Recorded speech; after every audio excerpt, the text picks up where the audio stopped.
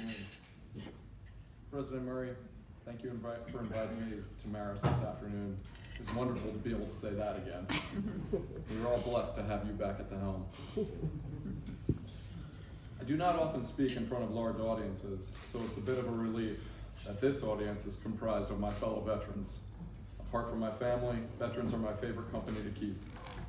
For a variety of reasons, but mainly because they're my closest friends. When I'm with veterans, I enjoy listening to and sharing stories from far-off battlefields and boozy nights in foreign ports. So along those lines, and given our location, I thought I would share with you the story of the Marist Marines of 2005. In my graduating class, there were 5 who took commissions as Marine officers. Caitlin Carr, now Caitlin Thiessen, Patrick Van Horn, Jason Neese, Michael Murray, and myself. As I'm sure you know, this was pretty unusual to have 5 Marist students attend Marine Officer Candidate School, but in the second week of our freshman year, our nation, state, and city was attacked. I'm certain that the events of September 11th were a primary driver for each of us to wear our nation's cloth. During our sophomore year, the United States invaded Iraq. There was a question being raised in the media at the time about whether or not our young soldiers, sailors, airmen, and Marines were up to the challenge. After all, we were the generation that was raised on MTV and Nintendo. We were the first recipients of participation trophies.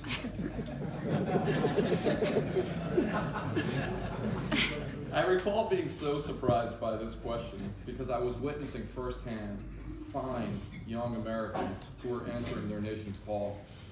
Besides, we were the generation that was raised on Rambo, Terminator, The Predator, and Saving Private Ryan. Hell, we had G.I. Joe cartoons throughout grammar school. We couldn't wait to get in the fight. Caitlin was a political science major who went on to become a JAG officer. She had a passion for defending Marines, particularly the ones she knew deserved to be punished.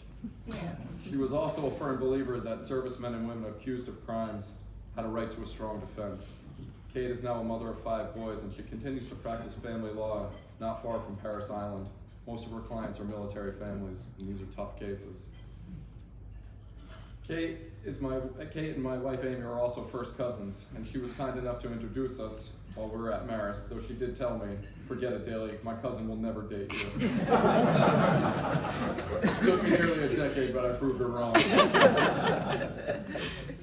Patrick Van Horn was a business major who went on to become an infantry officer. He did 2 tours in Iraq, and when he came home, he was assigned to be the first executive officer of the Marine Corps' Combat Hunter program. This program was created at the direction of General Mattis as a way for Marines to apply behavioral observations of a given population to anticipate threats. Pat's new role was to teach these techniques to as many infantry Marines as possible so that they could better react to IEDs and other guerrilla tactics. General Mattis wanted predators, and Pat was charged with making that happen. When he left the Marine Corps, he wrote a fantastic book about this program and its teachings. Left of Bang, How the Marine Combat Program Can Save Your Life, has received high praise from General Mattis and other defense luminaries. For a time, it was popular reading among our Special Forces community. I highly recommend it to anyone who routinely feels uncomfortable in crowded environments or on the New York City subway. Jason Neese was also a business major who became a CH-53 helicopter pilot. He deployed 3 times. His first was to Iraq, his second was to Afghanistan, and then he did one of those 8-month pleasure cruises with the Navy. He earned the highest qualification that a helicopter pilot can achieve, weapons and tactics instructor. After he left active duty, he went into consulting. One of his primary clients is the Department of Defense, and he continues to serve in the reserves. As it was said before, Michael Murray and I went to grammar school, high school, college, and Iraq and Afghanistan, more or less together. And we both married nurse practitioners. There must have been something in the holy water over us. Mike was a business major as well, and he went on to become a logistics officer. I never actually saw Mike in Iraq. That photo, I think, was actually from Afghanistan, but I never actually saw Mike in Iraq. But he did see me flying over Fallujah one day, and I know this because after I landed back at base, he sent me an email thanking me for blowing dust all over his platoon while he was briefing them for a convoy mission. For me, it was simply incredible that one moment we're playing with blocks in kindergarten, and now we're running around Iraq on the adventure of a lifetime. When Mike was leaving Afghanistan, we were at the same base for about a week. I had just arrived on what was to be a year-long deployment. I asked him how it was outside the wire, and he looked at me with tired eyes. And he told me that this place was different. It was far more dangerous than what he and I had experienced in Iraq. I would soon learn the accuracy of his words. Following his time on active duty, he went into consulting as well. His primary client is also the Department of Defense. These are Marine alumni of the highest quality and character. After their careers in the Marine Corps, they chose professions where they could keep making a difference. Kate with her practice of law, Patrick launched a company that trains military and law enforcement how to enhance their situational awareness. Jason and Michael use their expertise to improve the bureaucracy of the Department of Defense. We should all sleep better at night knowing gentlemen of their caliber are advising decision makers at the Pentagon. And then there was me. In my high school yearbook, I included a quote from Thomas Paine: "Those who expect to reap the blessings of liberty must undergo the fatigues of supporting it." I think that sentiment is worth reflecting on this Veterans Day.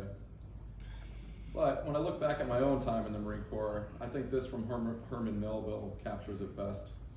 All wars are boyish and are fought by boys. I was also a political science major, and I went on to be a CH-46 helicopter pilot. The 46 has been flying in every conflict since the 1960s. There's a decent chance that the aircraft that I was flying took Jimmy Barnes' Marist class of '68 around Vietnam. People with good sense wouldn't think to fly an antique aircraft around a combat zone, but it's probably fair to say that people with good sense don't join the Marines either. The 46 was like a beat-up old pickup truck that would never let you down. She leaked constantly, and if it stopped, it became a land immediate emergency, because in all likelihood, you were out of fluid. And either way, you'd be landing shortly. This was far from the only peculiarity of this aircraft, that if most people knew, they would never climb on board. As a 46 pilot, I earned the call sign Choo Choo, because my squadron mates discovered a slight speech impediment that causes me to slur CH words. Choo Choo would ensure that every time I introduced myself, it would force two such slurs. The only word that's more difficult for me is church, which is why I attend Mass. This call sign was actually pretty tame relative to my peers and superiors. Marine aviator call signs aren't known for being complimentary or family friendly, and many can no longer be shared in polite company. The stories behind them are often best served with whiskey and a cigar. Your squadron mates are charged with discovering something about the individual that remind them they are flawed and not above being laughed at. Marine pilots are acutely aware that they are never to be taken too seriously. I was recently having this conversation with my buddy Hot Garbage. Call signs will be used going forward to protect the guilty. I was looking for guidance on what to share today. We had a boss in Iraq, call sign Mondo. He was a very accomplished pilot. He did a tour flying the President of the United States. But he was also a bit of a neat freak. Dust on a computer or a desk drove him crazy. He was going through compressed air cans at the cyclic rate. I mean, this was Iraq. The country's made of dust. Garbage's older brother sent him an awesome care package with an Annoyatron inside. This is a simple device. You can find it on Amazon for about $6. It emits a single loud tone at random intervals. It also features a magnet, so it fits perfectly on the back of a metal desk drawer. This thing drove Mondo bonkers, and of course we would crack up every time we heard him get frustrated. War is hell. Over the course of several weeks, he conducted escalating experiments. He timed the interval of beeps, and it turns out they weren't random. He had the power killed to the building for about an hour.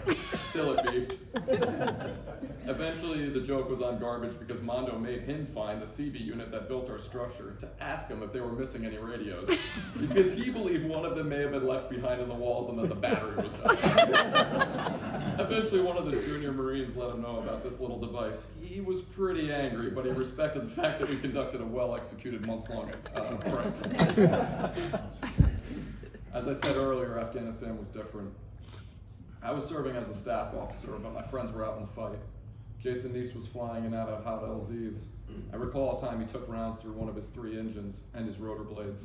He kept flying till the missions were complete, and he laughed about it when we chatted later that evening. As Churchill said, there's nothing more exhilarating than being shot at without result.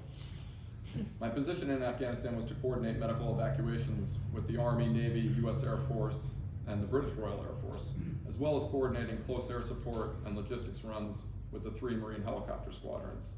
The Brits actually had what can be described as a flying emergency room. It was a CH-47 with, as I recall, a trauma surgeon and 2 trauma nurses on board.